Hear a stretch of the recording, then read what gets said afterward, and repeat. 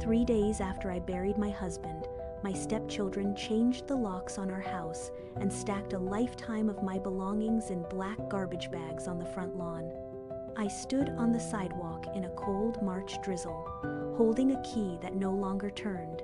One bag had split open, and our wedding photo lay in the wet grass, the glass cracked across both our faces. My name is Sandra Dillard. I'm 71, and until that morning, I lived in Wauwatosa, just outside Milwaukee, Wisconsin, in a brick colonial with a crabapple tree I planted myself. I taught high school music for 34 years, raised one daughter, buried one husband, and then late in life fell in love again. I believed I'd been given a gift most people never get twice. I mistook convenience for kindness, and the two people I called my own children made sure I paid for it. Let me take you back. My first husband, Edward, died of pancreatic cancer in 2009. After he passed, the house went silent in a way that frightened me. I'd make coffee for two from habit, then pour one cup out. Then, in 2011, I met Raymond at a community choir. Ray Dillard was a retired dentist, a widower, 68 to my 56, with a laugh you could hear across the room. We married 18 months later, surrounded by his two grown children. The house was his, paid off long before, and that night he told everyone, "This is Sandy's home now, for as long as she lives." Bradley, his son, was a financial advisor, 44, all sharp suits and firm handshakes. "Dad hasn't smiled like this since Mom died," he told me. "You gave him his life back." Kristen, his daughter, a real estate agent, 41, squeezed my hand. "I always wanted a stepmom who felt like family. That's you." For years, it was good. Real, ordinary good Sunday dinners. Autumn drives up to Door County. Brad managed our retirement accounts for free. Kristen handled the refinance paperwork. By our second Thanksgiving, both of them called me Mom. They were everywhere, and I mistook control for care. The first crack came in spring 2021, after Ray's stroke. It was a bad one.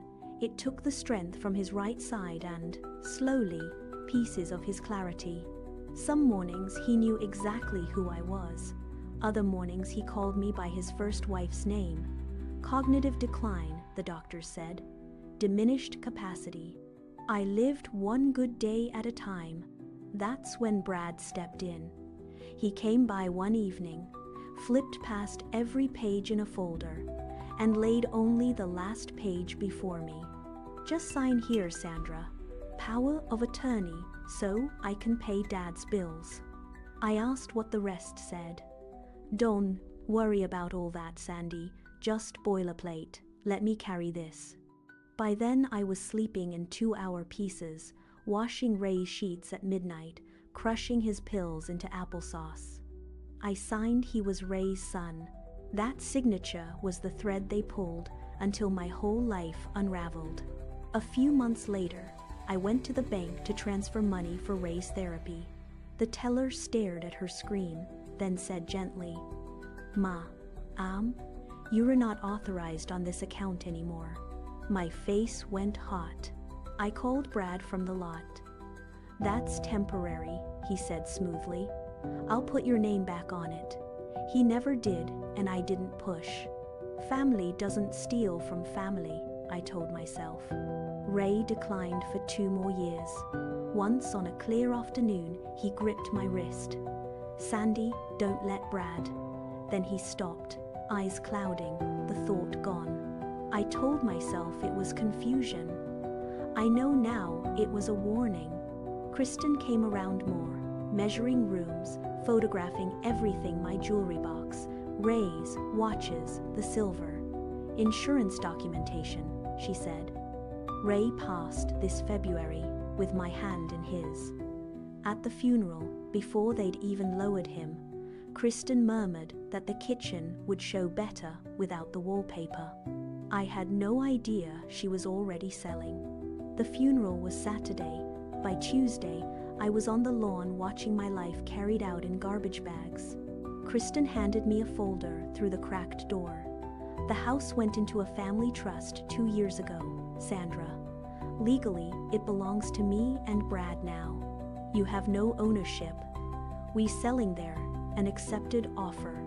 She said it the way you read a grocery list. No anger, no shame, just paperwork. The house Ray had promised me, the crabapple tree, gone, with a signature I never knew existed. Here's the first twist. The house had been Ray's alone, and in the spring of 2022, during one of his worst stretches, when he didn't always know my name, it was quietly signed into a trust controlled entirely by Brad and Kristen. On paper, I'd been erased from my own home. I called my daughter Rachel that night, sobbing in a motel off Blue Mound Road. I kept asking into the dark, was I grieving Ray or the family I thought he'd given me? Her daughter, my granddaughter Haley, 28, is a paralegal at an elder law firm in Madison. She drove up at dawn. Grandma, don't sign anything else. Let me pull the records. That night, for the first time since the funeral, I stopped crying. I told Haley, tell me where to stand, I'll testify. What she found over 3 weeks turned my grief into something colder than sorrow. Haley spread the records across the motel desk and circled 3 dates in red ink: the trust amendment, the first transfer, the LLC filing. All 3 sat within weeks of Ray's worst medical notes. The amendment's date made my stomach drop, the same month Ray had called me by his dead wife, named 3 days running. And the buyer wasn't a stranger. The house was being sold to an LLC whose 2 members were Brad and Kristen Dillard. They weren't selling my home, they were selling it to themselves, to flip for profit. The second twist, Haley subpoenaed the bank records, and there it was. Using that power of attorney, Brad had been draining Ray's investment accounts for years, the very accounts he generously managed for free. Nearly $400,000 moved in pieces too small to raise alarms into that same LLC. He hadn't been doing us a favor, he'd been building the machine to swallow everything. This wasn't a sad accident of estate law. It was a plan, a patient, years-long plan run by 2 people who'd called me Mom at that table. Can you imagine? And then the third twist, the one that changed everything. The amendment had been notarized by a Diane Pelletier, who, when Haley ran the name, turned out to be Kristen's college roommate and maid of honor. A notary is supposed to confirm the signer is competent and acting freely. This one was Kristen's best friend. But the thing that broke it open, I found myself in Ray's leather day planner, sorting through the bags on the lawn. In his shaky hand, dated 3 months before he died, on one of his clear days. To anyone who reads this, Sandy keeps the house and half of everything. If a paper says otherwise, it is not my wish. Raymond Dillard. Below it, our mail carrier, Gloria, had witnessed and signed. She started crying when Haley called.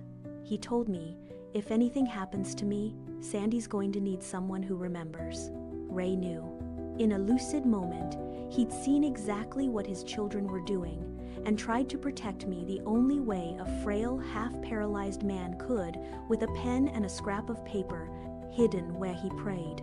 I'd find it. That note didn't hand everything back. Wisconsin doesn't honor a will with only 1 witness, and Brad's lawyer knew it.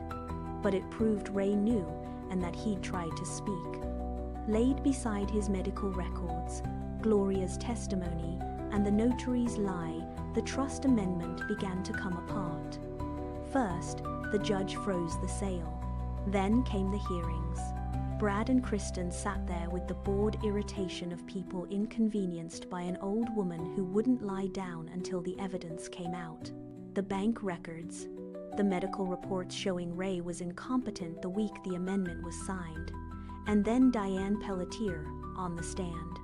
She glanced at Kristen before answering. The judge noticed.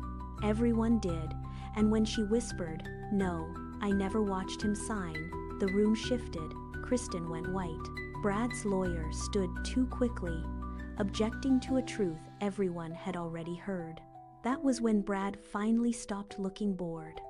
The court ruled the amendment, the product of fraud and undue influence, voided it, and restored the estate to Ray's documented wishes, the house and half of everything to me. But justice, I learned, is not the same as happiness. The sale collapsed, and I got the house back. I sat in it alone the first night, in a folding chair because the furniture was still in storage, and felt no triumph, only hollow. Brad surrendered his financial license before the board could revoke it, and is awaiting criminal charges. Kristen is under investigation for her role in the transfer.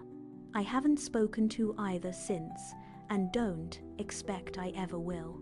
At Ray's graveside last month, I told him I'd found his note, and that I knew he tried. I sat a long time talking to a headstone because the two who should have stood beside me, grieving their father, had only grieved the delay in cashing him out. I don't regret Ray.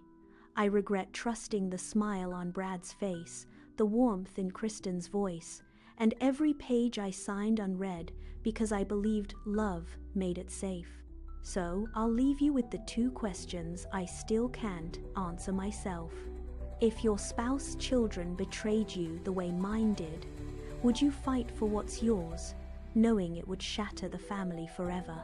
Or walk away with your dignity and let them keep it all? Tell me honestly in the comments. I read every one. And if someone you love has ever slid a stack of papers across the table and told you not to bother reading them, please read them tonight. Because the person handing you that pen might be smiling at your table, counting the days until you were gone.